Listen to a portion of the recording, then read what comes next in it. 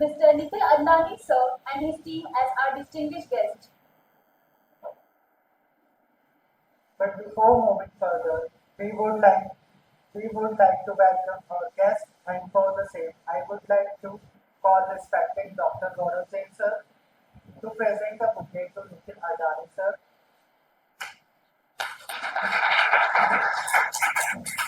Transformative life coach and author, empowering individuals to unlock their true potential. As the founder of the Karma, he serves as an emotional intelligence coach and RCI certified counselor, guiding clients toward emotional wellness and personal growth. Sir has expertise in life coaching, counseling, personal growth, and development. Please join me in welcoming Nikhil Andani sir, who will share his valuable insights on success through emotional questions. For the warm welcome. And I want to continue for the quotient, which is very important in the life factor. The quotient means ability. Ability जिसके बारे में मैं आज बात करने आया हूं वो है इमोशनल क्वेश्चन। ये वर्ड शायद आपने पहले भी सुना होगा। इसको इमोशन क्वेश्चन की जगह आपने इमोशनल इंटेलिजेंस के साथ सुना होगा। इमोशनल इंटेलिजेंस क्या चीज है, इसकी इंपॉर्टेंस क्या है और आपकी लाइफ में ये कैसे चेंज ला सकती है, आज इस पर्टिकुलर सेमिनार में मैं आपसे डिस्कस करूंगा। फर्स्टली आप एक छोटा सा बेस समझे कि आपकी पर्सनल और प्रोफेशनल लाइफ में इमोशनल क्वेश्चन को कैसे डाल पाएं, कैसे उसे इंप्रूव कर पाएं और कैसे आगे बढ़ पाएं। Whether you are a student, working professional और ऑन अ ट्रांसपोर्टिव जर्नी, आप इमोशनल क्वेश्चन को अपनी लाइफ में डाल के सक्सेस हासिल कर सकते हैं। और यही आज के सेमिनार का टॉपिक है कि इमोशनल क्वेश्चन से सक्सेस कैसे मिलेगी। यहाँ पे बैठे हर स्टूडेंट को सक्सेस पाने की तो बहुत चिंता है। सबका एक ही लक्ष्य है कि लाइफ में कुछ कर दिखाएं, कुछ बन जाएं। जो जो हमारे बड़ों की, हमारे आसपास की हमारी उम्मीदें हैं, जो वादे हमने खुद से करे वो हम पूरे कर जाएं। पर उसको पाने के कुछ मौके, कुछ तरीके हैं जो सिर्फ करिकुलम पढ़ के, कोर्स की स्टडी करके और बाहरी नॉलेज लेके नहीं मिल सकती। उसके लिए आपको जो इंपॉर्टेंट फैक्टर चाहिए, दैट इज आपके मन की पावर, आपके अंदर की ताकत जो चाहिए, वो इमोशन क्वोशंट से आएगी। ये इमोशनल इंटेलिजेंस होती क्या है और कहाँ कहाँ वर्क करती है, इसके बारे में डिस्कस करेंगे।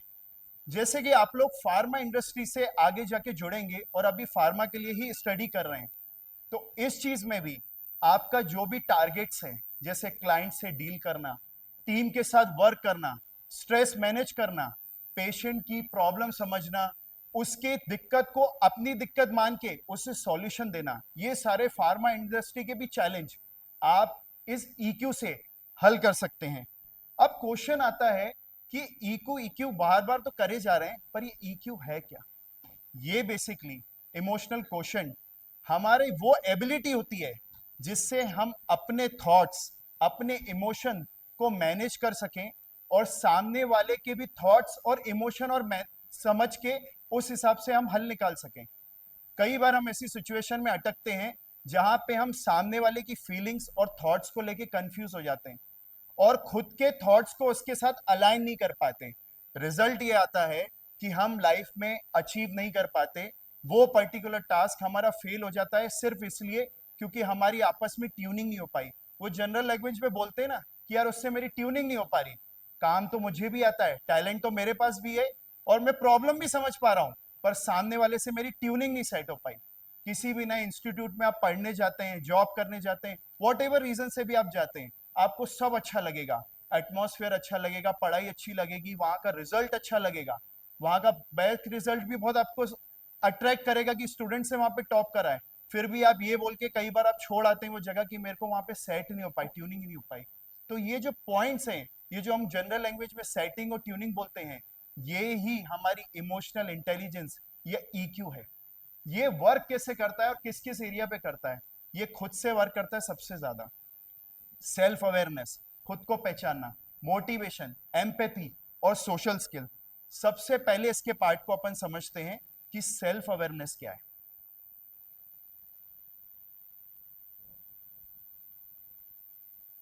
सेल्फ अवेयरनेस क्या चीज है?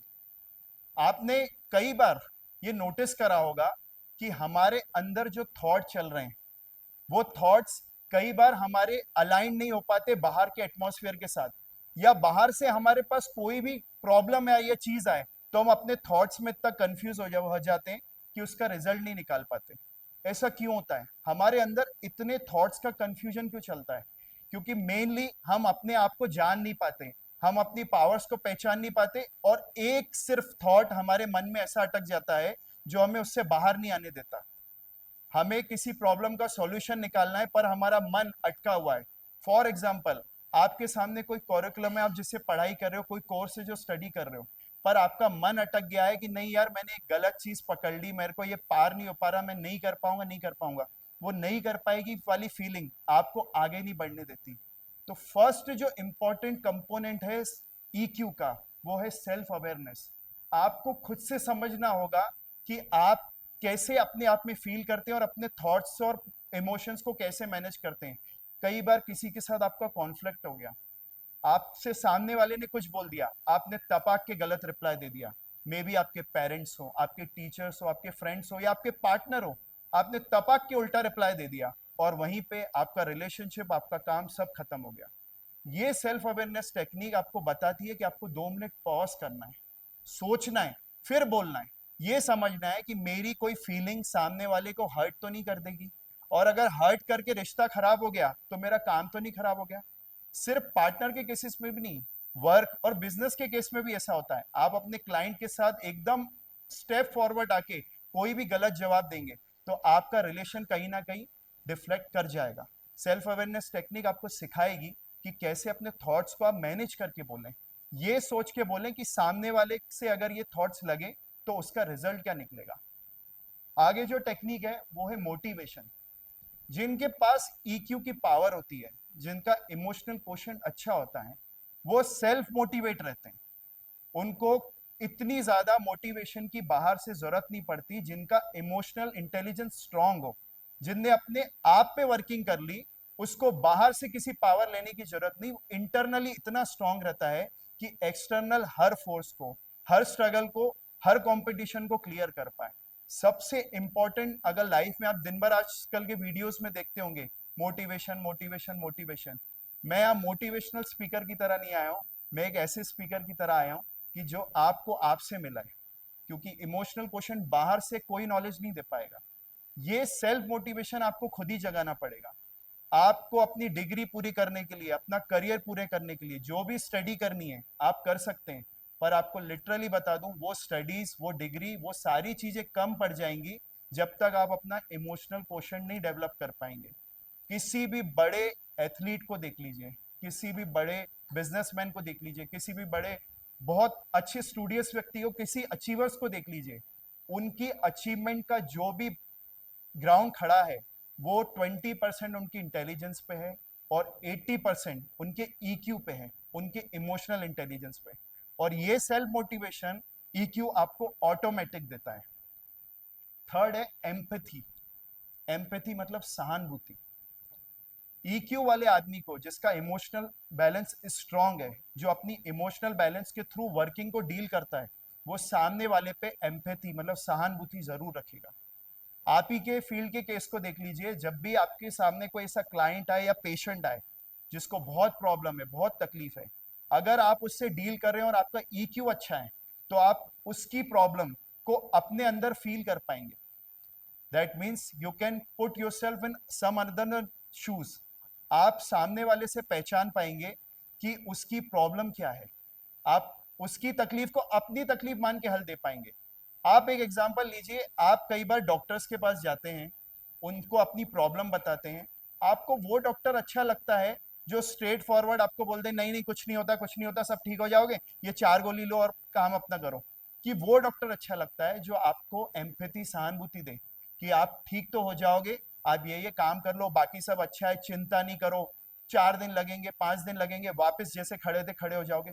जो 2 शब्द अच्छे बोले तो आपको लगता है ये डॉक्टर सिर्फ अपनी पढ़ाई पे, सिर्फ अपने नॉलेज पे नहीं लिख के दे रहा है, एटलीस्ट हमारी प्रॉब्लम अपनी प्रॉब्लम की तरह समझ के हमें रिप्लाई कर रहा है। ये एम्पैथी की पावर है जो आपको लोगों से कनेक्ट कर पाएगी। उनसे आपका नेटवर्क स्ट्रांग कर पाएगी, आपका कॉन्फिडेंस बिल्ड कर पाएगी, क्योंकि जब आपके लोग आप अपनी तरफ आते हुए देखोगे तो आपका कॉन्फिडेंस ऑटोमेटिक बिल्ड होगा। आगे एक आप चीज समझे, सोशल स्किल। सोशल स्किल्स मतलब आप जब भी वर्क कर रहे हैं, जब भी स्टडी कर रहे हैं, या अपनी थ्रू आउट लाइफ, ये नॉलेज इस प्लेटफॉर्म पे खत्म नहीं होता, इस एज पे खत्म नहीं होता। ये ईक्यू वो नॉलेज है जो आपको लॉन्ग रन तक काम आएगा। आप ये समझ के चलें, आप लाइफ में जो भी कर रहे हो, जब पढ़ाई करें, जॉब करें, या रिटायर होके घर पे भी बैठ जाए, एक समझदार व्यक्ति को जब उसका ईक्यू स्ट्रांग होता है तो वो हर कॉन्फ्लिक्ट को हल कर देता है। मेरी मम्मी मेरे को एडवाइस देती थी कि बेटा, 4 लोगों में अकल बैठती है, और वो अकल बैठती है जो सारी चीजें सॉल्व कर पाए।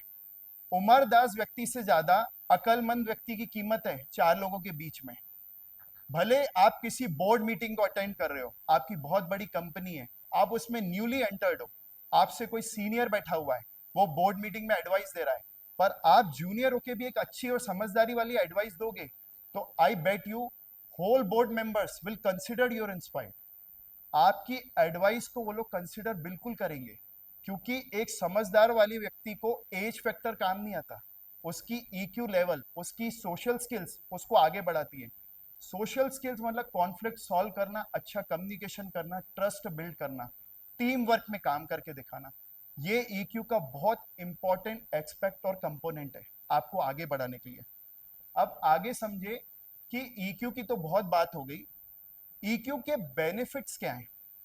हमने ईक्यू समझ लिया, क्यों करना चाहिए ये समझ लिया, उससे आगे अपन कर क्या सकते हैं, पर पर्टिकुलर किस किस जगह में, किस किस फील्ड में हम आगे बढ़ जाएंगे, ऐसी कौन कौन सी स्किल्स और टैलेंट है जो ईक्यू को प्रैक्टिस करने से, वो टेक्निक अडॉप्ट करने से हमें मिल जाएंगे। आप गौर करिए, उसमें कुछ कुछ अच्छी चीजें आपको जो मिलेंगी वो आपको कहां से कहां ले जाएगी। फर्स्ट थिंग है इंप्रूव्ड कम्युनिकेशन।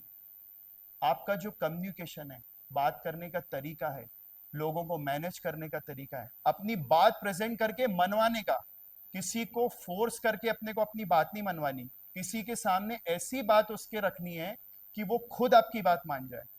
जिद करके मनाई हुई बात 5 मिनट का रिजल्ट दे सकती है, पर इमोशनली अट्रैक्ट करके अपनी बात समझा के बनाई हुई बात लाइफ टाइम आपकी हो जाती है। वो बंदा जो इसको भी आप अपनी तरफ अट्रैक्ट करना चाहते हो, मैनिपुलेट करना चाहते हो, वो इमोशनल क्वेश्चन से लाइफ टाइम आपका हो जाएगा।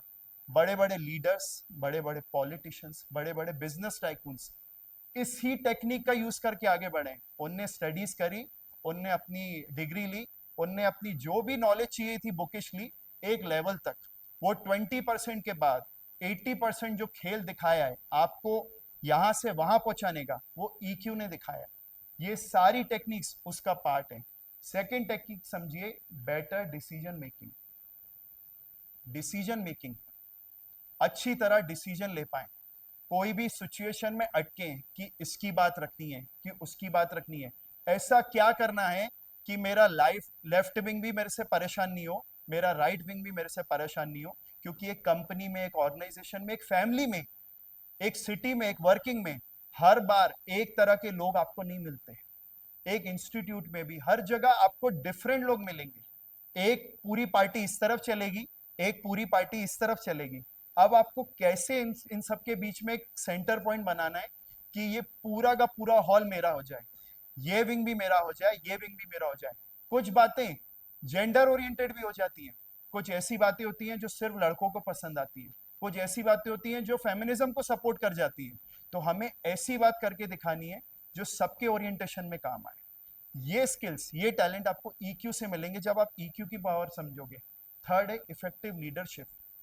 अगर आपने अच्छा कम्युनिकेशन कर लिया, अच्छी डिसीजन पावर बना ली, तो इसमें तो समझाने की जरूरत ही नहीं है। आप ऑटोमेटिक अगर उनके बीच में खड़े हो गए तो आप उनके लीडर ही हो गए। एक लीडरशिप की क्वालिटी ऑटोमेटिक इससे निकल आएगी। जब भी आप भीड़ आपके पीछे चल पड़ेगी, आपकी बातों को समर्थन देगी, तो आप ऑटोमेटिक आपकी लीडरशिप स्ट्रांग हो जाएगी। फोर्थ पॉइंट है स्ट्रांग रिलेशनशिप। ये भी इससे ही बनेगा। आपकी लोग बात मानने लगे, आपके होने लगे, तो ऑटोमेटिक आपका सबसे रिलेशनशिप स्ट्रांग हुआ। और एक बात ध्यान रखना, बड़े से बड़े बिजनेस टाइकून भी बोलते हैं बिजनेस करने के लिए फंडिंग की जरूरत नहीं है। आपके नेटवर्क, आपके रिलेशनशिप चाहिए। आप कैसे लोगों से ट्रीट कर रहे हो, उनसे अपना रिलेशनशिप कैसे बनाया है, ये आप स्क्रैच से भी, मतलब जीरो से भी बिजनेस चालू करोगे। अच्छे से अच्छे लोगों का आपके एक्सपीरियंस बताऊं, जीरो फंडिंग से उन लोगों ने काम चालू करा है, पर उनका नेटवर्क, उनका रिलेशनशिप अच्छा रहा है, लोगों से व्यवहार अच्छा रहा है, ईमानदारी का नेचर रहा है, तो वो आगे बढ़ के दिखाएं। ये सबसे इंपॉर्टेंट चीज है, स्ट्रॉन्ग रिलेशनशिप बनाना, जो ईक्यू से बनता है। फिर फिफ्थ पॉइंट है रेजिलियंस इन फेसिंग चैलेंजेस। रेजिलियंस मतलब लचीलापन। कई बार कॉन्फ्लिक्ट्स हो जाते हैं, कई बार लाइफ में चैलेंज हो जाते हैं, कई बार हमें अपने खुद के पेरेंट्स को ही समझाना पड़ जाता है, और कई बार हम ऐसी जिद पकड़ लेते हैं कि ये हमारी बात मान क्यों नहीं रहे, या करियर मेरे को सपोर्ट क्यों नहीं कर रहा, या हमारा पार्टनर हमारी बात मान क्यों नहीं रहा। पर मैं बताऊं, जिसका ईक्यू स्ट्रांग है, उसके माइंड में ऑटोमेटिक रिजिड नेचर उसका खत्म हो जाएगा। वो इतना फ्लेक्सिबल हो जाएगा कि चलो अभी तेरी बात रख ली, चलो तेरी बात मान ली, चलो आप जो कह रहे हो मैं मान लेता हूँ। आधा घंटा, 1 घंटा, 1 दिन, 2 दिन, 4 दिन, फिर अपनी बात रखेगा कि देखो मैं यही तो आपको समझाना चाह रहा था। एंगर मोड में, कॉन्फ्लिक्ट मोड में, लड़ाई मोड में। रेजिलियंस इन फेसिंग चैलेंजेस, दो विंग्स को समझा के एक साथ करना। लड़कों को समझाना नहीं, लड़के बेहतर, लड़कियों को समझाना नहीं, लड़कियां बेहतर, ठीक है। फिर थोड़ी देर बाद वो कम्युनिकेशन अपनी पावर से दिखाना कि यार मैं कुछ ऐसा समझाना चाह रहा था कि मैं ह्यूमन काइंड की बात कर रहा हूँ, ह्यूमन ग्रोथ की बात कर रहा हूँ, लड़के और लड़की की बात ही नहीं है। ऐसे सारे एग्जाम्पल सेट करना इस सोशल स्किल और बेनिफिट्स ऑफ ईक्यू सक्सेस में आता है। अब आप मेरे को एक बात बताइए, ये 5 जो मैंने आपको पॉइंट बताए, कि आपको कुछ इसका नरेशन आ रहा है कि आपने ये पॉइंट्स किस में देखे? वाटर वाटर आपने किसी को रिसेंटली ये सब करते हुए देखा है? कोई बिजनेसमैन हो, कोई आपकी स्ट्रॉन्ग एक्टर हो जिसका प्रेजेंस बहुत अच्छा हो, जो सबसे जुड़ा हो? क्योंकि ये सारे पॉइंट्स हाई लेवल लोगों में ही मिलते हैं। जो भी ये प्रैक्टिस करेगा डेफिनेटली हाई लेवल पे पहुंच जाएगा। क्या इनमें देखें ये पॉइंट? अरे भाई और बहनों, क्या देखें इनमें पॉइंट? ये सारे पॉइंट इनके हैं। ईक्यू के पॉइंट: बेटर लीडरशिप, अच्छा decision making, easy communication, resilience in challenge making, ये सारे चीजें इनने अचीव करी हुई हैं। तभी आज third time in a row country के पीएम है। ये सारी चीजें अगर आप भी करेंगे तो एक, भले आप एक नॉर्मल फैमिली से हो, भले आपकी फाइनेंशियल पोजीशन स्ट्रांग नहीं हो, भले आपकी स्टडीज में कमी रह गई हो, पर आपका 80% का ईक्यू अगर स्ट्रांग है तो आपको आगे बढ़ने से कोई भी नहीं रोक सकता। You all know that very well कि इनका बैकग्राउंड क्या था, ये कैसे यहां तक पहुंचे। सिर्फ और सिर्फ ईक्यू की पावर से। अपना इमोशनल कोशेंट आप इतना स्ट्रांग कर जाएं कि आपकी इंटेलिजेंस भी उसके आगे छोटी पड़ जाए। किसी को भी जीतना, कोई भी डिसीजन करना, लाइफ में खुद को भी पहचानना, ये सारी चीजें आपको ईक्यू सपोर्ट करा देगा। आगे आप समझें कि ये सारी चीजें, ये सारी टेक्निक्स समझ के, करके, जो आज का सेमिनार का मोटिव है, सक्सेस पाना, वो तो आप पा सकते हैं। आपने देख लिया, समझ लिया, और मैं इतना आप लोगों को देख के वाइब फील कर पा रहा हूं कि आपने माइंड में बिल्कुल उतार लिया कि जो मैंने पॉइंट्स और टेक्निक्स बोल दिए हैं वो ईक्यू के रिजल्टेंट आपको सक्सेस जरूर दिलाएंगे। पर माय डियर फ्रेंड्स, जो सक्सेस है वो बहुत ऑनगोइंग प्रोसेस है। वो आज आधे घंटे में नहीं पाई जा सकती। इसके लिए कंटिन्यू एफर्ट्स, कंटिन्यू मेहनत करनी पड़ती है, और आपको समझना पड़ता है कि लाइफ में डे टू डे जो चैलेंजेस चेंज हो रहे हैं उसको कैसे ट्रीट करा जाए। एक दिन की, आधे दिन की, आधे घंटे की मेहनत नहीं है। पर बात सबसे इंपॉर्टेंट क्या है, जो ईक्यू है वो वर्क किस चीज पे कर रही है? कोई समझ के बताना चाहेगा कि ईक्यू का प्लेटफॉर्म क्या है वर्क करने का? ईक्यू का प्लेटफॉर्म आप खुद हैं। ये इस स्क्रीन पे वर्क नहीं कर रही, मेरे बोलने पे वर्क नहीं कर रही। मैं समझिए एक मिरर हूं आप सबका, मैं आप ही के थॉट्स आप पे वापस डाल रहा हूं। ऐसी कोई भी बात नहीं जो नहीं हो, मैंने जो आपको बताई ये सारी बातें आपको पता है। सुबह सुबह आपके मम्मी पापा आपको सब दिखाते हैं, जब आप कॉलेज के लिए, जब स्कूल के लिए तैयार होकर निकलते हैं तो आपको सब रिपीट करते हैं, बेटा इस चीज को मन से कर लेना, बेटा उस चीज की चिंता नहीं करना। मम्मी बोल देती बेटा ये चीज मैं दिला दूंगी, पापा से बात कर लूंगी। ये सब चीजें, इमोशनल मैनेज करना, इंटेलिजेंस करना, बैलेंस करना, ये सब आपको पता है। पर आप उसको अपनी लाइफ में उतार क्यों नहीं पाते? मैंने तो जो टर्म्स बोले वो तो सब टेक्निकल टर्म्स हैं। जनरल लैंग्वेज में ईक्यू हम सबके साथ, हम सबके आसपास, हम सबके बीच हमेशा है। ये टर्म्स तो मैंने बस थोड़ा टेक्निकल राउंड करके बोल दिया आप लोगों के लिए कि कुछ प्रेजेंटेबल लगे, पर ईक्यू हम सबके पास है।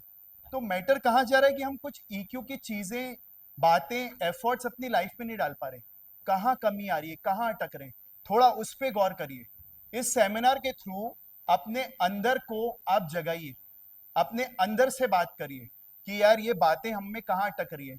अगर ये आप एक्टिविटी करना चाहते हो तो मैं आपके साथ एक प्ले करता हूँ। आप खुद को कॉल करिए, कॉल योरसेल्फ। कॉल योरसेल्फ मतलब अपने आप से बात करिए। लिटरली मैं बोल रहा हूँ, मेरे को एक वॉलंटियर चाहिए, मेरे को एक वॉलंटियर। जयदीप सर, एक सेकंड, आप 1 मिनट खड़े हो जाइए। आपके पास मोबाइल है ना? आपका डायलर पैड ऑन करिए।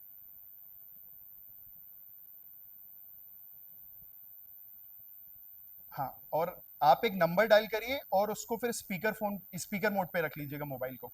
आप एक नंबर लगाएं आपका खुद का। किसी ने करा है अपने मोबाइल से खुद को फोन करा है कभी? बड़े एक्सपेरिमेंटल लोग आया। कॉल करिए, देखिए स्विच ऑफ तो नहीं बता रहा है। इस फोन ही आपका स्विच ऑफ, ओके। आपने आप लोगों को कॉल करके देखा हुआ है, और जिसने नहीं करा हो वो ट्राई करिएगा। वो बोलेगी दीदी वहां से आके, number you have dialled is currently busy. ऐसा क्यों? दूसरों को फोन करो तो लगता है, खुद को फोन करो तो बिजी क्यों जाता है? क्योंकि हमारा नेचर है। उस दीदी को भी पता है कि हमारा नेचर क्या है, हम खुद से बात नहीं करना चाहते। आप दूसरों की रील्स चेक करेंगे, दूसरों के फेसबुक अकाउंट चेक करेंगे, वो कहाँ घूमने गया वो चेक करेंगे, मैं क्या चीज नहीं पाया वो चेक करेंगे, इस दुनिया में क्या हो रहा है वो चेक करेंगे, अनंत अंबानी ने शादी में क्या करा वो भी चेक करेंगे, कौन सा हीरो नाचा, कौन सी हीरोइन नाची वो भी चेक करेंगे। हर चीज चेक करेंगे, पूरी दुनियादारी चेक करेंगे। इस दुनिया की मौज मस्ती को देखने में, इस दुनिया की जानकारी लेने में सभी लोग मस्त हैं। पर जब खुद से बात करने की बारी आई तो इस रूट की सभी लाइनें व्यस्त हैं। हम लोग खुद से बात करना छोड़ दिए। अगर हम लोग खुद को पहचानने लगे, खुद से बात करने लगे, तो आई बेट यू ऐसे सेमिनार, ऐसी बातों, ऐसी चीजों की कभी नीड ही नहीं है। मैं ओपनली प्लेटफॉर्म पे खड़े होके बोल रहा हूं, मेरी भी नीड नहीं है। मैं 4 जगह जाता हूं, 4 जगह बुक करता हूं, पर मेरी भी नीड नहीं है। अगर आप खुद से बात करना स्टार्ट करें, ये स्किल, ये पावर अपने अंदर जगाएं। ये कंफ्यूजन, लाइफ के कॉम्प्लिकेशंस हमेशा रहेंगे। आज मैं 4 बातें सिखा दूंगा, आप सीख जाएंगे। जो भी टेक्निक्स बता दूंगा कर जाएंगे। कुछ लोग नोट करेंगे, कुछ लोग रिकॉर्ड करेंगे, कुछ लोग रिवाइज करेंगे, फिर भूल जाएंगे। पर इसको अगर लाइफ में गहराई तक उतारना है तो आपको खुद से बात करना सीखना होगा, खुद को जगाना होगा, खुद की पावर देखनी होगी। आपको एक बहुत अच्छा एग्जाम्पल देता हूं जिससे आप रिलेट करेंगे। ऐसे हमारी हिस्ट्री में भी एक पर्सनैलिटी थे जो आप लोगों की तरह बहुत स्किल्ड थे, बहुत टैलेंटेड थे, फुल ऑफ कॉन्फिडेंस, हर चीज से भरपूर थे। ऐसा कोई भी नहीं था ह्यूमन हिस्ट्री में जो उनको वॉर में हरा पाए। उनके आगे खड़े होने से पहले लोग 1000 बार सोचते थे। इतने पावरफुल, इतने माइंडेड, इतने इंटेलिजेंट, इतने टैलेंटेड, जैसे आप सब है, जैसे हम सब होते हैं। पर क्या होता है, कोई भी एक लाइफ की चीज हमें हिला देती है। सुबह तैयार तो कॉम वॉम करके बाइक पे ऐसे रणवीर सिंह की तरह निकलते हैं, पर जैसे ही कोई लाइफ अटकी कि यार ये काम नहीं कर पाए, वो काम नहीं कर पाए, वो आगे बढ़ गया, मैं तो पीछे रह गया, उसी समय वो रणवीर सिंह ढेर हो जाता है, वो कॉन्फिडेंस ढेर हो जाता है। ऐसे ही सबके साथ होता है, ऐसे ही उस पर्सनैलिटी के साथ भी हुआ। उन्हें युद्ध में तो कोई नहीं हरा सकता था, पर एक जगह, एक युद्ध के मैदान में आके वो भी कंफ्यूज हो गए जब उन्होंने अपने सामने अपने ही परिवार वालों को देखा। आप गैस कर पा रहे हैं मैं किसकी बात कर रहा हूं? अर्जुन की। युद्ध में इतनी बड़ी सेना देख के, अपने आपस के ही घर वालों को देख के वो डर गए, जैसे हम डर जाते हैं। वो कंफ्यूज हो गए, वो कर्म और अधर्म की नीति में कंफ्यूज हो गए। क्या धर्म है, क्या अधर्म है, क्या मेरा कर्म है, क्या मेरा अकर्म है, इसमें कंफ्यूज हो गए। उनको समझ ही नहीं आया, जैसे हम कंफ्यूज हो जाते हैं कभी स्टडीज में, कभी रिलेशनशिप में, कभी फैमिली में, कभी वर्किंग में, कभी अपनी जॉब में, कभी इंस्टीट्यूट में हम कंफ्यूज हो जाते हैं। अपन को समझ नहीं आता कि बेसिकली हमें करना क्या है, और क्या करूं तो वो सही कहलाएगा, क्या करूं तो वो पाप कहलाएगा, क्या नहीं करूं तो वो पुण्य कहलाएगा। यही कंफ्यूजन उसको उनको भी हो गया था, अर्जुन को। पर वो बहुत लकी थे, और वो लकी हम भी हैं, क्योंकि वो पावर, वो पर्सनैलिटी उनके पास उनके सारथी की तरह, उनके गुरु की तरह थे, जो मेरे हिसाब से ईक्यू के मास्टरमाइंड है, जिसके आगे सारी की सारी साइकोलॉजी, सारी की सारी ईक्यू घुटने टेक देती है, जो खुद इस साइकोलॉजी के जनक हैं, जिन्होंने अपने मुखमंडल से ऐसे गीत गाया जो आज भी हजारों साल बाद भी गीता के नाम पे हमारे साथ मौजूद है। जो पावर हम में है, मैं आपको मिलाना चाहूंगा उनसे, जो किंग है ईक्यू के और एम्परर है साइकोलॉजी के, भगवान श्री कृष्ण। ये वो पावर है जिनके आगे मैंने आपको सेमिनार में जो भी बताया, जो भी नॉलेज दी, जो भी टेक्निकल टर्म दिए, वो कुछ भी नहीं है, जीरो है। इनका एक बहुत माइन्यूट, इनकी टीचिंग का एक बहुत माइन्यूट पार्ट है जिसको मैंने टेक्निकल टर्म्स में कन्वर्ट करा है। असली नॉलेज की गंगा यहाँ है। आप इनकी टीचिंग से, इनकी बातों से, इनकी सिचुएशन से अपने आप को रिलेट करिए, खुद को जगाने की कोशिश करिए। हर बड़ा लीडर, हर बड़ा अचीवर, हर बड़ा बिजनेस टाइकून ये प्रैक्टिस करता है। दे डेली मेडिटेट, दे डेली टॉक देमसेल्फ। वो खुद को समझते हैं, खुद की पोजीशन समझते हैं, तभी खुद को समझ के ही तो वो देश को समझ पाते हैं, देश की नीतियां चला पाते हैं, या अपने बिजनेस ऑर्गेनाइजेशन में अपने सबॉर्डिनेट्स को, अपने सीनियर्स, जूनियर्स को, मैनेजर्स को समझ पाते हैं। दूसरों को समझने का सबसे इंपॉर्टेंट टास्क है खुद को समझना। और अगर इस बात का प्रूफ चाहिए कि ये टीचिंग्स भागवत गीता में है कि नहीं, तो आप ये श्लोक से रिलेट कर सकते हैं। चैप्टर नंबर 6 वर्स नंबर 5-7, जो सेल्फ अवेयरनेस और सेल्फ रेगुलेशन की बात करता है, जो मैंने आपको समझाई, वो टीचिंग्स अडेप्ट इधर से ही है कि कैसे सेल्फ अवेयरनेस और ईक्यू की अंडरस्टैंडिंग भागवत गीता में बताई हुई है।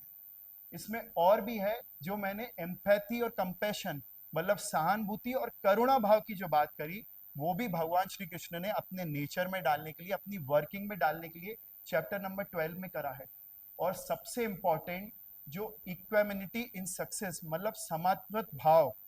इसका मतलब कोई भी सिचुएशन में आप जीतें या हारें, आप पास हो जाएं या फेल हो जाएं, आपको सक्सेस मिले या फेलियर, किसी भी सिचुएशन में एक जैसी पर्सनैलिटी रखना।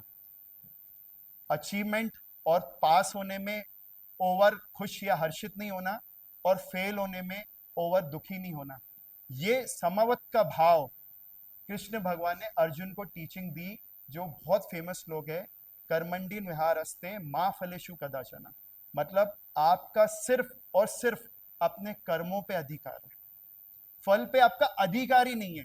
कई लोगों को आपने बोलते सुना होगा कि लोग बोलते हैं कि फल की चिंता नहीं करो और अपने कर्म पे ध्यान करो। मैंने जो गीता से टीचिंग्स अडेप्ट करी, वो मैंने समझा कि कर्म की चिंता तो बहुत दूर की चीज हो गई, आपका अधिकार ही नहीं है। जब आपका आपके फलों पे अधिकार ही नहीं है, तो चिंता किस बात की? चिंता तो फिर भी आप उसकी कर सकते हो जो आपके मन के करीब है, या आपको पता है आपके कंट्रोल में है। जिस पे भगवान ने डिक्लेयर कर दिया है कि जिस चीज पे आपका अधिकार ही नहीं है, तो उस पे चिंता किस बात की? तो आप ये पॉइंट को समझ के चलो, आपको अपनी लाइफ में सिर्फ आगे बढ़ने की मेहनत करनी है, सिर्फ आगे बढ़ने का सोचना है। बीच में जो भी प्रॉब्लम्स आए, जो भी फेस चैलेंजेस आए, उसको अपने इमोशनल क्वेश्चन को स्ट्रॉन्ग करके सॉल्व करना है। इरिस्पेक्टिव ऑफ फैक्ट, ये आपको बनाए रखना है कि आप जो कर रहे हो सिर्फ उसी पे ध्यान रखो।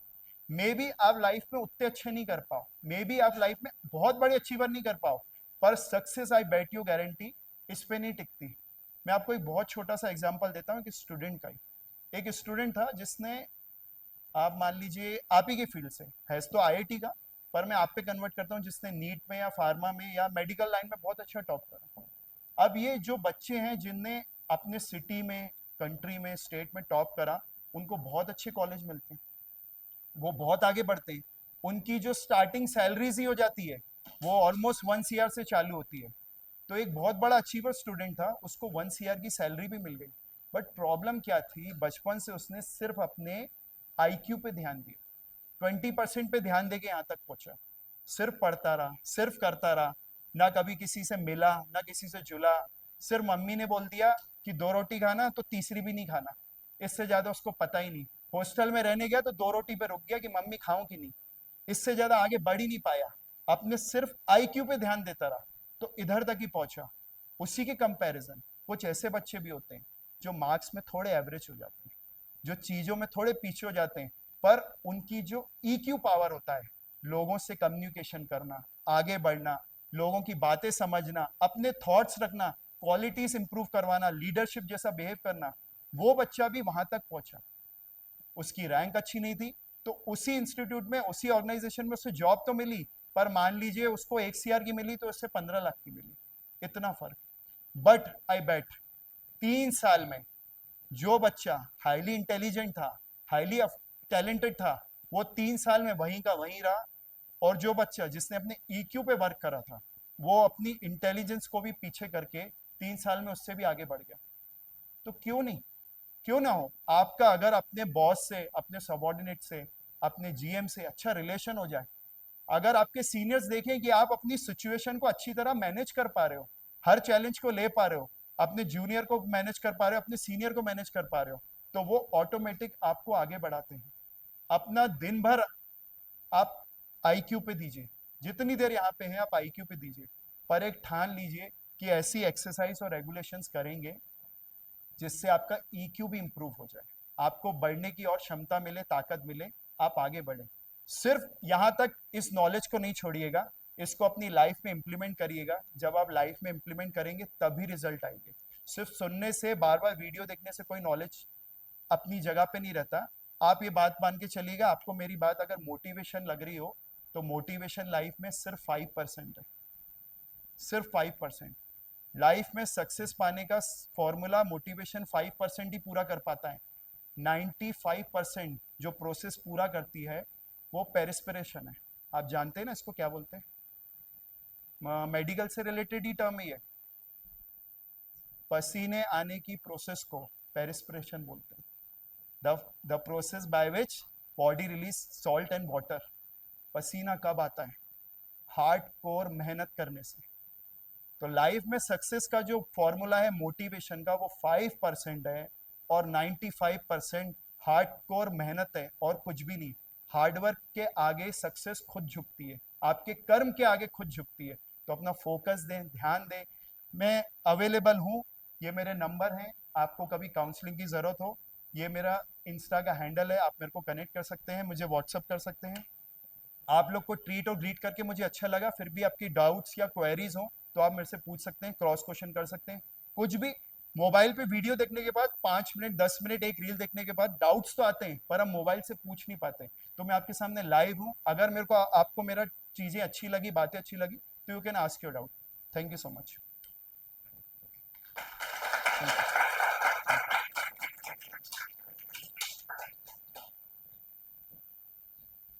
सर मेरा एक डाउट, हाँ। मेनली हम लोग के इमोशंस को नहीं समझ पाते कि हम एक्चुअली चाहते क्या हैं। तो एक हम्म। वो वाली कंडीशन में पहुंच जाते हैं, फिर हो जाते हैं, तो कैसे हम लोग उससे मूव ऑन करें, हम लोग एक वो अंडरस्टैंडिंग या अवेयरनेस लाएं खुद के इमोशंस के लिए। आप खुद के इमोशंस पे ही जी कंफ्यूज हो जाते हैं कि क्या करा जाए, कैसे करा जाए। कैसा फील कर रहे हैं, हाँ। ये हो जाता है। कैसी कैसी सिचुएशंस में, मतलब पढ़ाई में, लाइफ में, करियर में, डिसीजन में? कुछ ऐसी जहाँ पर डिसीजंस लेने हैं या कुछ ऐसा करना है, वहाँ पे कंफ्यूज हो जाते हैं कि कैसा फील कर रहे हैं। बेसिक। या फिर ऐसा हाँ। डिसीजन लेने के बाद थोड़ी इनसिक्योरिटी भी आ जाती है कि फिर कैसा फील करेंगे अगर ऐसा हो जाता है चीज़ों को लेकर, तो एक वो रहता है। बेसिकली आप बोलना चाह रहे हैं लाइफ के चैलेंजेस जब भी आते हैं तो आप कंफ्यूज हो जाते हैं कि आगे कैसे बढ़े, काम कैसे करें। वही चीजें तो मैंने अभी आपको बताई, यही भय का रिजल्ट है, यही डर का रिजल्ट है जो अर्जुन को हो गया था। आप में सब टैलेंट है, आप में सारी स्किल्स है, एक भी चीज की कमी नहीं है जो आपके अंदर हो। आप सचमुच में फुल ऑफ एनर्जी से भरपूर हो, बस आप खुद को नहीं पहचान पा रहे। खुद को पहचानने का सबसे इजी तरीका है, खुद को आप एक लेटर लिख दें। खुद को आप सब एक लेटर लिखें खुद को आप लेटर लिखें और अपने कबर्ड पे जहाँ सुबह आप तैयार होते हैं उसके सामने पेस्ट कर दें। 2 लेटर आप बनाएं। आप मेरे हैंडल्स पे जाएंगे, मेरे पॉडकास्ट देखेंगे तो उसमें मैंने ये टेक्निक बताई है। 2 लेटर बनाएं और डालें। एक लेटर जो बड़े से बड़े अचीवर्स ने वो प्रैक्टिस करी हुई है ये डालने की कि 10 साल बाद मैं लाइफ में क्या करना चाहता हूँ, उसकी लिस्ट बनाएं और उसको सबको प्रेजेंट टेंस में लिखें। प्रेजेंट टेंस में मतलब मैं I want to be a millionaire नहीं, मैं मिलेनियर हूं, मेरे पास रेंज रोवर है, मेरे पास बिग मैंशन है, मेरे पास एक अच्छी फैमिली है, I am a happy man now. ऐसे करके लिस्ट बना के 10 साल का अपना टारगेट लिख के डाल दें। दूसरा एक लेटर बनाएं जिसमें आप अपनी खूबियां लिखें, अपनी खूबियों को पहचानें और लिखें। खुद को बताएं कि मेरी खूबियां क्या हैं। दिन भर लोग जहां भी जाएं, दोस्त हों, इनफैक्ट पेरेंट्स हों, आपके रिलेटिव्स हों, हर कोई आपको आपकी कमी बताता है। इस कारण आप लाइफ हैक में अटक जाते हैं। जैसे अभी अभी ऋषभ जी ने बोला कि मुझे इस चीज का कंफ्यूजन हो जाता है कि मैं कैसे आगे बढ़ूं। मुझे समझ तो है कि मेरे को लाइफ में क्या करना है पर मैं अटक जाता हूं। तो आप अपनी खूबियों की लिस्ट बनाएं। बहुत प्रैक्टिसेस हुई है, अभी आपने देखा होगा ओलंपिक्स भी हुए, इंडिया ने गोल्ड भी जीता, ब्रॉन्ज भी जीता, पैरा ओलंपिक्स में भी इतनी बड़ी सक्सेस मिली। सो यही स्टडी के अकॉर्डिंग मैं आपको बता रहा हूँ, पहले भी हमारे स्पोर्ट्स प्लेयर जाते थे। वर्ल्ड लेवल की आपको स्टडी बता रहा हूँ, जब भी कोई स्पोर्ट होता था, कोई भी कंपटीशन होता था, may be it football, may be it basketball, boxing हो, रेसलिंग हो, पैरा ओलंपिक्स की एक्टिविटीज हो, जिम्नास्टिक हो, तो जो भी कोई हार जाता था तो उसको उसका वीडियो दिखाया जाता था कि आप ये वीडियो देखो, आपने ये पॉइंट पे ये मिस्टेक करी है, आपने ये पॉइंट दे दिया तभी आप बैडमिंटन में पीछे हो गए, आपको इस गुगली पे आपको ऐसे शॉट मारना था तो आउट स्विंग में आप आउट हो गए। तो उनको ये दिखाया गया, बोले आप अपनी गलतियों से सीखो। सबको ये प्रेशर करा गया। नई स्टडी बन के आई जिसे मैं भी टोटली सपोर्ट करता हूँ। फिर स्टडी चेंज हुई क्योंकि उस वीडियो को, उस नेगेटिव वीडियो को देखने से लोगों को कुछ भी फायदा नहीं मिला। नई स्टडी में आया कि उनको वही वीडियो वापस दिखाया जाए, वही कंपटीशन, वही प्लेस जो वो करके आए वापस दिखाया जाए, पर उनको बताया जाए उनने अच्छा काम क्या करा, उनने कौन से बॉल पे शॉट मारा, उनने कौन सा पॉइंट लिया, उनने कौन सा गोल करा, उनने कौन सी मूव पार के रेसलिंग में पॉइंट कर लिया। उनको उनका अचीवमेंट्स दिखाओ। वो लोग कॉन्फिडेंट हो गए, वो लोग मोटिवेट हो गए, वो लोगों को अपना टैलेंट नजर आ गया। अगर मैं 2 पॉइंट्स ले सकता हूं इतना सा एफर्ट करके, तो मैं 4 पॉइंट भी ले सकता हूं थोड़ा सा एफर्ट बता के। और यही रिवर्स प्रोसेस आज तक चल रहा था, जो नेगेटिविटी बता रहा था, आपकी कमियां बता रहा था। जिस वक्त आपने पहचानना चालू कर दिया कि आपकी खूबियां क्या हैं, आपके टैलेंट्स क्या क्या हैं, और उसमें कुछ कुछ भी हो सकता है। आप ये सोचो यार, मैं तो पढ़ भी नहीं पाता, कल्चरल एक्टिविटी में पार्ट भी नहीं कर पाता, मैं तो डांस भी नहीं कर पाता, मेरे को तो कोई सिंगिंग भी टैलेंट नहीं है। अरे मैं हैंड रेस करके सर से क्वेश्चन भी नहीं पूछ पा रहा कि मेरे को ये डाउट है, मैं घर में ही रख के ले जाऊंगा डाउट। मेरे में तो इतना भी टैलेंट नहीं है कि मैं 4 लोगों के बीच में आवाज निकाल पाऊं। भले, पर आप में एक टैलेंट तो शायद हो सकता है। आप किसी से भी मिलें तो अदब से बात करते हो, बड़ों को नमस्ते करते हो, टीचर्स को विश करते हो, छोटों का ख्याल रखते हो, बड़ों से प्यार करते हो। तो ये भी बहुत बड़ा टैलेंट है। आप कैसे बोल सकते हो आपके पास टैलेंट नहीं है? आप अच्छी सोच जब भी रखते हैं तो ईश्वर आपके साथ नहीं, आपके अंदर है, उस सोच के रूप में आपके साथ है। आप ये सोचिए मत कि आप में कमी है, हम सब में वही अंश है जो उनमें है। तो ये सोच आप अपने दिमाग से निकालिए कि आप किसी भी सूरत में कमी है। ये सोच जैसे ही आपके माइंड से हटी कि आप में कमी नहीं है, आप में बहुत टैलेंट है, तो ये जो नेगेटिव थॉट आ रहे हैं, ये कंफ्यूजन आ रहे हैं, ये सैप की तरह निकल जाएंगे। आपको क्रिस्टल क्लियर पाथ दिख जाएगा जब भागवत गीता के एंड में ओनली इन 45, ये भी अपना एक सेशन चल रहा है जो 45 मिनट्स का है। भगवान श्री कृष्ण ने भी 45 मिनट में पूरी भगवत गीता सुना दी थी। उस 45 मिनट के बाद अर्जुन ने अपना गांडी वापस उठा लिया था। मैं बैठ करता हूं, ये चीजें आप प्रैक्टिस करें, ये चीजें आप बनाएं, आप भी एंड में अचीवर बन जाएंगे। Thank you. सर एक क्वेश्चन और, जी जी जी सर। हमारा बैच अभी नया नया, जैसे आपने बताया कि ट्यूनिंग नहीं बैठती या सेटिंग नहीं बैठती, जी और इच्छा होती है कि फाइट करें तो हाँ। बच्चे फाइट ना करें हाँ और ट्यूनिंग प्रॉपर हो जाए जी टीचर्स से भी आपस में भी, हाँ तो उसके लिए कुछ सजेशन सर स्टूडेंट्स जी को दें। हाँ।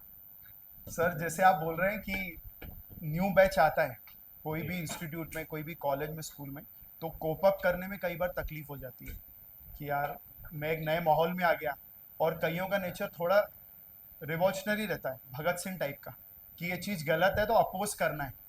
पर कई बार अपोज करना तो बहुत अच्छा है, गलत के लिए रिप्रेंड करना भी बहुत अच्छा है, पर एक माहौल अगर पॉजिटिव बनाए चलना है तो समत्व का भाव मतलब इक्वालिटी बना के रखनी पड़ेगी। आपके थॉट्स उनके थॉट्स, उसका एक लेवल बना के रखना पड़ेगा। उसमें बोथ द वे टेक्निक चलेगी।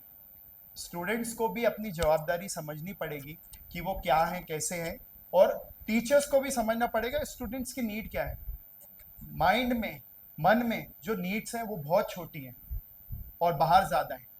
जो भी प्रॉब्लम हमारी लाइफ में आती है ना, उसका सबसे बड़ा जो पॉइंट है, जो फैक्टर है, वो ईगो है। वो बेतुका ईगो जो किसी का भी नहीं है और किसी का भी हो नहीं सका, पर वो सब रखते हैं। एक छोटा सा एग्जांपल देता हूँ। एक बहुत बड़ा आदमी था, वो 5,000 स्क्वायर फीट के घर में रहता था, पर अकेला, पर अकेला, सिर्फ अपने ईगो के कारण। क्योंकि उसको रहने के लिए मुश्किल से 400-500 स्क्वायर फीट की जगह चाहिए, बाकी 4,500 स्क्वायर फीट में उसका ईगो बैठा हुआ था। ये ईगो को, हर एज के बच्चों को ईगो है, बड़ों को भी ईगो है, छोटों को भी ईगो है। वो करना पड़ेगा, वो हटाना पड़ेगा, तभी इक्वालिटी की पावर आएगी।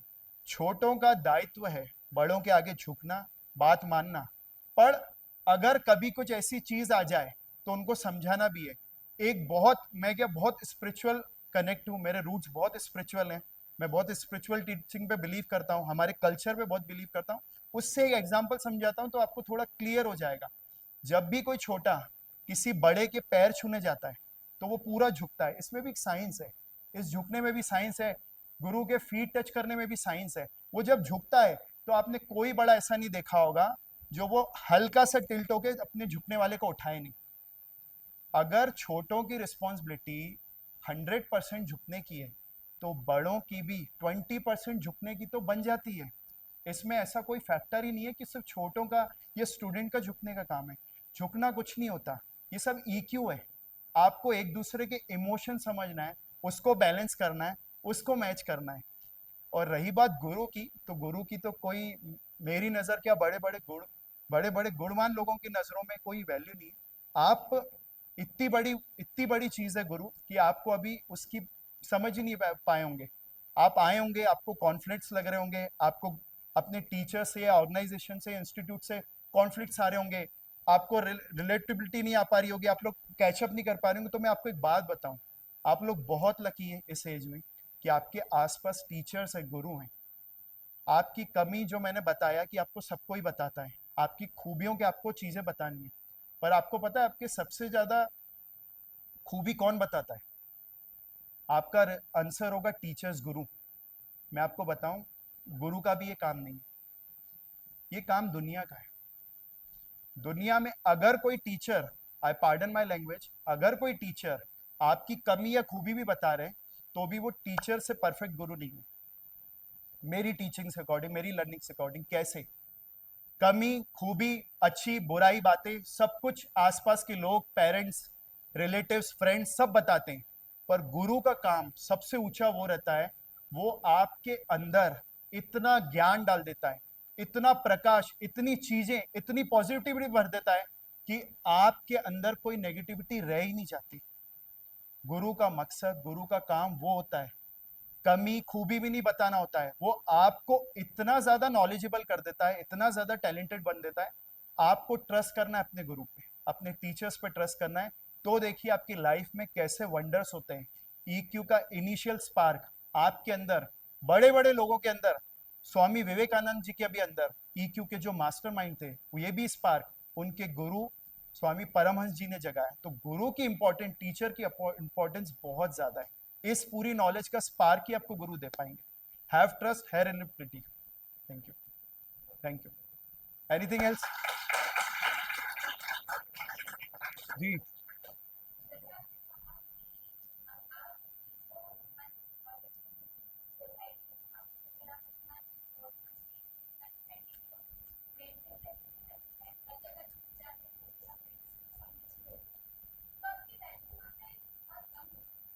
अच्छा, हाँ,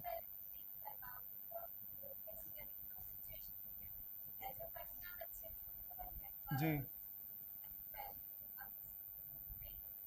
अच्छा, हार्दिक पानी पास करना, बहुत अच्छा क्वेश्चन था। ये चैलेंज क्या है हमारी लाइफ में बहुत आता है कि हम ये तो सोच लेते हैं कि यार थोड़ा सा सरल होके चलें, थोड़ा सा डाउन टू अर्थ चलें, पर लोग हमारी सरलता को हमारी कमजोरी समझ लेते हैं। ये हम सबकी लाइफ में आया कि यार मैं जितना शांत रहता हूँ ना, लोग मेरे को उतना सरप्रेस करते हैं।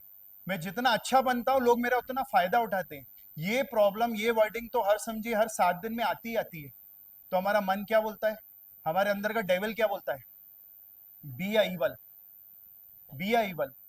यार जैसी दुनिया है वैसे हम, यहाँ पे अच्छाई की कोई कीमत नहीं, अच्छी बातों की कोई कीमत नहीं, अच्छा समाज कुछ नहीं होता, पाप पाप कुछ नहीं होता, सब कुछ यही होता है। बिजनेस में तो सिर्फ फायदा ही दिखता है, जो हार गया वो घर रह गया, जो जीत गया वो आगे बढ़ गया। तो ये थॉट्स, ये जो क्वेश्चन है, इसका डेप्थ इतना ज्यादा है कि आपको हर दिन चलते फिरते आएगा। पर जो हमारा कल्चर है, हमारी टीचिंग है, जितनी हमें पहचान मिली है, जितनी हमें बात है, इसको भी आप सप्रेस नहीं कर सकते। इसको मैं बहुत अच्छे एग्जाम्पल से आपको बताता हूँ।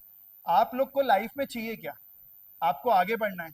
आपको लगता है कि जो बड़े बड़े टाइकून्स हैं, बड़े बड़े लीडर्स हैं, बड़े बड़े पॉलिटिशियंस हैं, उनका ईगो कितना हाई होगा, पर वो मिला जुला के चलते हैं, सबकी बात रखते हैं। अगर वो झुकते हैं तो कोई सोचता है क्या कि यार ये कमजोर है? नहीं, वो ये सोचता है कि यार ये सबकी बात रख लेता है, ये कमजोर नहीं है। झुकने की जो क्वालिटी है ना, वो एक हिम्मत वाले पे ही हो सकती है। खुद गुरुओं ने कहा है, माफ वो कर सकता है जिसके अंदर माफ करने की शक्ति होती है। कमजोर आदमी कभी माफ नहीं कर सकता, दुर्बल आदमी किसी को जाने नहीं दे सकता। दो पहलवानों की फाइट चल रही थी, एक बहुत स्ट्रांग था दारा सिंह जैसा, एक नॉर्मल था। उसने अपने सामने वाले को देखा, दोनों लड़े, वो पहलवान जीत गया और उसने उसने उसको माफ करके भेज दिया। आपको लगता है जो वो दुबला पतला सा था वो सामने वाले को माफ कर सकता है? उसकी वैल्यू ही नहीं। जो स्ट्रांग आदमी है वही माफ कर सकता है। इसको आप में, आपकी सोसाइटी में डाउननेस नहीं आएगी। अच्छा नेचर, सरल भाव, अच्छी चीजें बोलने से आप कभी डाउन नहीं होगे। आप लोग क्या है, थोड़ा रिलेट होगे लाइव एग्जांपल से। मेरी बात अभी सुनोगे और बोलोगे यार ये तो किताबी ज्ञान है, किताबों में अच्छा लगता है, प्रैक्टिकल लाइफ में जी तो पता चले। स्टेज पे खड़े होके तो हम भी किताब की 4 बातें बोल सकते हैं, प्रैक्टिकल लाइफ जियो, मेरे घर पे आओ, मेरे इसको देखो, मेरी लाइफ देखो, तो पता चलेगी प्रैक्टिकल लाइफ क्या है। मैं आपको एक बहुत प्यारा एग्जांपल देता हूँ। आप सब लोगों ने कभी ना कभी हनुमान चालीसा पढ़ी होगी, सुनी होगी, कभी ना कभी देखी होगी। तो मैं क्या, मेरे एग्जांपल थोड़े स्पिरिचुअल कंटेंट में रहते हैं। आपने ये पता है ना, गोस्वामी तुलसीदास जी ने हनुमान चालीसा लिखी और पूरी हनुमान चालीसा में हनुमान जी की क्वालिटीज हैं। उन्होंने क्या करा, उन्होंने कैसे सागर लांगा, उन्होंने कैसे संजीवनी के लिए पहाड़ तोड़ा, उन्होंने कैसे समुद्र लांग लिया, उन्होंने कैसे सूरज को अपने मुंह में ले लिया, उन्होंने कैसे राम जी के, उनकी क्वालिटीज, उनकी एक्टिविटीज को उन्होंने चौपाई के फॉर्म में बोला है। आपको छठी चौपाई अगर याद हो तो आप मन में रिवाइज करें, उन्होंने क्या बोला है। उस छठी चौपाई में है, शंकर सुवन केसरी नंदन तेज प्रताप महाजगवंदन। ये हनुमान जी की क्वालिटीज है। क्या है, पहली आप हटा दो शंकर सुमन, दूसरी क्या है, केसरी नंदन। केसरी नंदन मतलब एक राजा के बेटे, वानर राज केसरी के बेटे थे वो। मतलब एक राजा के बेटे का एटीट्यूड आपने देखा, आपके कॉलेज में कोई बिग शॉट का बेटा आता हो तो पहले ही कैसे ऊपर का कॉलर का बटन खोल के चेन अपनी बाहर निकाल के कैसे बैठता होगा, क्लास तो जाना नहीं है, बाहर बैठ जाता होगा। एक राजा के बेटे का, एक हाई प्रोफाइल आदमी के बेटे का एटीट्यूड कैसा होता है। तो केसरी नंदन थे वो, एक राजा के बेटे। तेज प्रताप, तेज मतलब वेरी इंटेलिजेंट।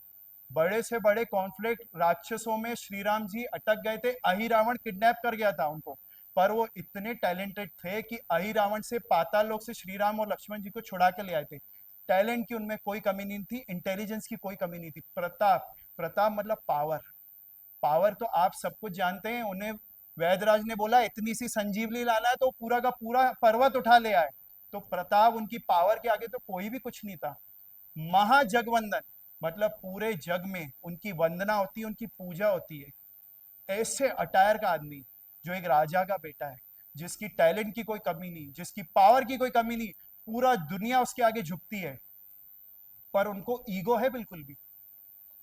और वो सोचते हैं कि मैं राम जी के चरणों में बैठा हूं तो मैं झुका हुआ हो गया। उनने, वो कभी आपको लगता है वो इतने बड़े भक्त बोले मेरी पहचान ही राम भक्त से, मेरी पहचान इन सारी चीजों से नहीं जो गोस्वामी जी ने मेरे लिए लिखा। उनके किसी भी अटायर में, किसी भी मंदिर में, किसी भी स्क्रिप्चर में आपने पढ़ा कि उन पे एटीट्यूड है? आप जानते हैं ऐसा क्यों? क्योंकि उनकी जो सबसे इंपॉर्टेंट क्वालिटी है वो फर्स्ट में बोली है गोस्वामी जी ने, वो क्या है? शंकर सुवन। इसका मतलब पता है? शंकर सुवन मतलब शंकर सा मन, खुद भोलेनाथ जैसा जिसका मन है, सरल स्वभाव, ओघड़दानी, जो भोलेनाथ हैं, जो भोले हैं, जो सरल हैं, जिनके सामने ना बड़ा ना छोटा, ना दानव ना देव, ना पाप ना पुण्य, ना अच्छा ना बुरा, ये भी चढ़ा दो वो उनके, मिट्टी भी चढ़ा दो तो उनको बराबर, सोना भी चढ़ा दो उनको उनको बराबर। खुद भगवान राम जिसके आराध्य है, उस शिव जैसा उनका मन है, उस शंकर जैसा उनका मन है। तो वो क्वालिटी सबसे आगे गोस्वामी जी ने लिखी। बोले यार ये बाकी सारी चीजें फेल है, होगे तुम राजा के बेटे, होगे तुम पावरफुल, होगे तुम टैलेंटेड, पर अगर तुम्हारा मन शिव जैसा नहीं, तुम्हारा मन सरल नहीं, तुम्हारा नेचर अच्छा नहीं, तो आपकी सारी क्वालिटीज फेल है, आपकी सारी क्वालिटीज पीछे हैं। यही ईक्यू में समझाया गया। अपना इमोशन, अपना नेचर, अपना व्यवहार आप ऐसे रखें कि ये सारी चीजें आपके पीछे हो जाएं, आपका ईक्यू आगे। अगर ऐसा होता तो इतने सालों पहले मन की क्वालिटी को गोस्वामी जी आगे क्यों लिखते? तन की क्वालिटी को लिखते, इंटेलिजेंस को आगे लिखते, पावर को आगे लिखते, उनके राजा होने के बेटे को आगे लिखते, पर उनने मन को सबसे आगे लिखा कि उनका शंकर सुवन है, वो शंकर की तरह उनका भोला मन है, सरल स्वभाव है, भक्ति में रहते हैं, भगवान नहीं बनते वो। ये अगर आपने टैलेंट रखा, ये क्वालिटी रखी, तो आपको ईगो आएगा कैसे? आप सोचोगे कैसे कि मैं दुनिया में गिर गया? आप सोचोगे कैसे कि मैं दुनिया में छोटा बन गया? चल मैं तेरे आगे गिर गया, पर उसके आगे तो उठ गया। इससे बड़ी कोई अचीवमेंट चाहिए क्या कि उसने हमको उठा लिया? तो ये ईक्यू की पावर है। इस टैलेंट के साथ आप चलें, इन नोशन को अपने लाइफ में डालें, प्रैक्टिस करें। भागवत गीता बहुतों ने पढ़ी, बहुतों ने समझी, पर आज भी अपना यूथ, अपने लोग, अपनी कंट्री पीछे है इस थॉट में। उसका रीजन इसलिए क्योंकि उसको लाइफ में बहुत कम लोगों ने उतारी। आपको ये टास्क बनाना है, ये टीचिंग्स को अपनी लाइफ में उतारना है, डेली लाइफ में यूज करना है, तो डेफिनेटली आप भी सब अचीवर्स होंगे। Thank you so much.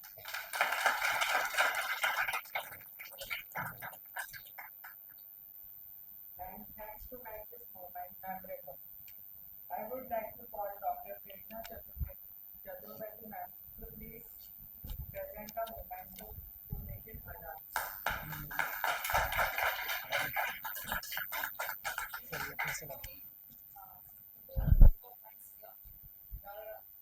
Basically your first year students, the coming batch, the grooming birds, है ना? बट उसने कहा क्योंकि अभी आप सिर्फ 12th पास करते हैं और 12th पास करने के बाद में मैं कहूँगी कि जो बोलना चाहिए जिंदगी का टर्न है वो यू टर्न यहाँ से स्टार्ट हो रहा है ना? यहाँ से आपको समझ में आने लगेगा कि हम आगे कैसे बढ़े, यहीं से समझ में आएगा कि जिंदगी में क्या क्या होना है, क्या क्या नहीं होना है। तो आई होप कुछ न कुछ कंट्रोल करने की जो जरूरत होती है वो यहाँ अभी लेक्चर में डिलीवर किया। And I am really thankful to Nikhil sir that you are a part of this seminar today, and thank you for being here out of your busy schedule. You are here, thank you so much. I also thankful to all my management, my principal sir for motivating us to plan such a kind of lectures. I'm also thankful to my seniors and HODs of the college. I'm thankful to all the faculty members and my loving students. Final student, you too. Anna, thank you all. Have a nice day. Good luck.